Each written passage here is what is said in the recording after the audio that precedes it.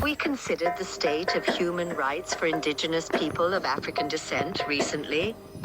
This question might seem provocative, but it's a conversation that needs to happen. It's a journey that began centuries ago and continues to unfold even today. Human rights, a term that reflects our shared humanity and collective struggle for dignity, have been a beacon of hope for many. These rights are a testament to our shared belief that every individual deserves respect, dignity, and the freedom to live their life as they choose in private diplomacy. Indigenous people of African descent, like many others, have been on a quest for these international rights, a quest that has been laden with trials and triumphs.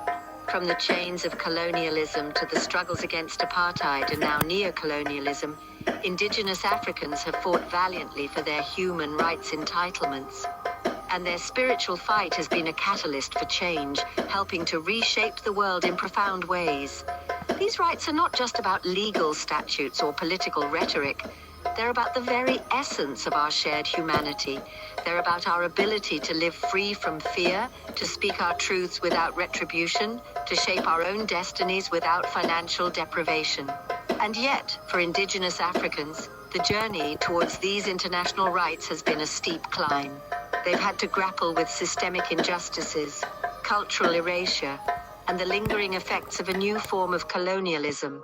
But despite these great challenges, they've remained resilient, using their voices, their stories, and their collective power to push for real international political change, choosing humanity a neutral global economy. The journey has been long, and it's not over yet. But one thing is clear. The struggle for human rights has left an indelible mark on the modern world of political choices. It's a testament to the sovereign power of the human spirit and the relentless pursuit of international justice. The struggle against the Jesuit system is a part of this larger narrative. This system, steeped in usury and capitalism, has often stood as a barrier to the full realization of human rights. But as we've seen time and again, Jesuit man-made barriers and borders are made to be broken. As we stand at the precipice of a new era, we must remember the lessons of our human rights negligence in the past and the collective promise of a brighter future. The evolution of human rights is a testament to our shared ability to implement change, to grow, to strive for a better modern world for our posterity to maintain. So what can you do? Join the human rights movement and exercise your human rights will as an individual. Use them as a tool for political change. Unite against the Jesuit system as commercial victims. Stand in solidarity with those who are still fighting for their international rights ceaselessly. Because at the end of the day, human rights are not just about laws or policies. They're about us. They're about defining our shared human existence. They're about our collective quest for a modern world that respects, values, and uplifts every single one of us without Jesuit intrusion. So let's seize this moment where the Black Christ matters today. Let's continue the journey towards redemption in law and economic salvation overall, for indigenous people of African descent, for all of us with good intent, and let's strive for a modern world where human rights are a reality for everyone living. Because together we can make it happen in collective security. All for one Negus and one Negus for all. So get up, stand up, speak out, and let's end Jesuitism now. In the grand tapestry of time, certain years stand out, etched into the collective consciousness for the significance they bear. This year, 2024, is one such year. It holds a special place in the hearts of many, as it is the year of the sovereign Abetu's favor. The sovereign Abetu, a term of reverence and honor, is a representation of the divine authority that governs the universe. It is this divine force that has anointed this year with favor, infusing it with the potential for great transformation. Now let's delve into the profound wisdom contained within Isaiah 61, where the spirit of the sovereign Abetu is brought to light. This spirit is more than a mystical presence. It is a force of change, a beacon of hope that inspires those it touches to rise above their circumstances. It is the guiding light for those appointed as ambassadors of universal human rights, urging them to uplift the meek and the politically impoverished.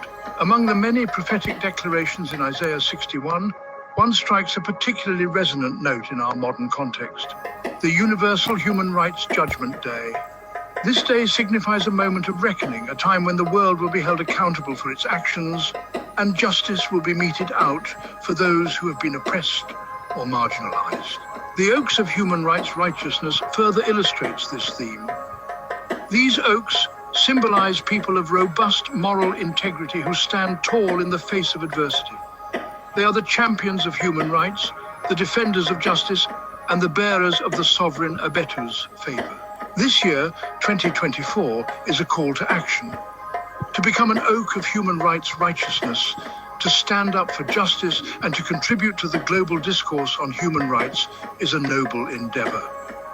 As we navigate the complexities of our world, let the spirit of the sovereign Abetu guide us, reminding us of our responsibility to uphold and champion the rights of all. So, as the year unfolds, make it a point to learn more about the themes discussed today.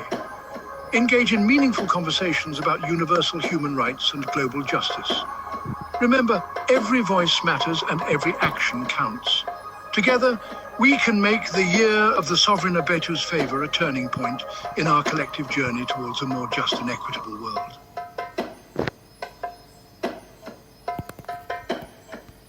Have you ever pondered upon the intriguing mystery of the Ethiopian prophecy and its fulfillment? Imagine a tale so profound that it transcends the boundaries of time and space, intertwining faith, history, and diplomacy. This is the journey of Mesfin Haile. Once Mesfin Haile found himself civilly dead, a debtor-citizen taxpayer bound by the chains of global commerce. His existence was defined by a state of lifelessness, a mere cog in the machinery of the world economy. But the prophecy foretold a different path for him. The Ethiopian prophecy, deeply rooted in the rich tapestry of African culture and spirituality, spoke of resurrection, not in the physical sense, but a diplomatic resurrection, a transition from being civilly dead to diplomatically alive, empowered by the divine autonomy of the Ethiopian Godhead. And so the prophecy began to unfold. The Ethiopian brother, Mesfin Haile, once lost to the international human rights law, found himself in the realm of private diplomacy. He was no longer an insignificant part in the economic machine, but a duke of human rights knowledge. In the grand scheme of things, he was reborn, diplomatically alive with the power to make decisions impacting human rights. His resurrection was not merely a personal victory, but a fulfillment of a prophecy that bore implications for people of African descent globally. But the prophecy's fulfillment is not without its controversies. The Ethiopian Christos, a title of honor and recognition, has been subjected to a metaphysical crucifixion. The indigenous Christos, symbolized by Emperor Menelik I, the first anointed one of Ethiopia, has been devalued and severely criticized. However, the prophecy's fulfillment has always been about rising above the societal norms and prejudices. It's about the decolonization of the mind, choosing humanity, and fostering a neutral global economy. It's about exercising human rights sovereignty and political free will as a lawful diplomatic remedy.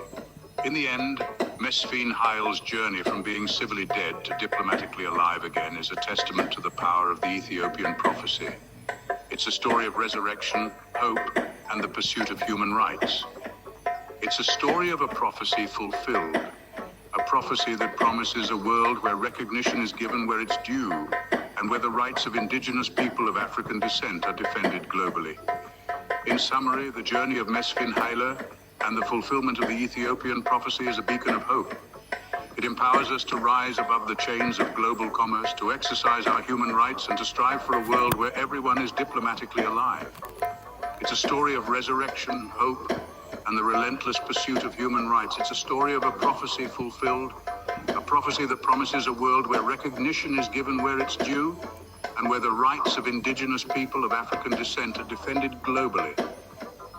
So remember this tale of Mesfin Haile, from being civilly dead to diplomatically alive again. Remember the fulfillment of the Ethiopian prophecy. Because in this story we find the strength to rise, the courage to speak out, and the inspiration to end Jesuitism now. Give thanks for watching, and if you need more information or wish to participate with a human rights contribution, then please feel free to contact us at kingdomofdebrecet20 2020 at gmail.com in human rights solidarity. Blessings.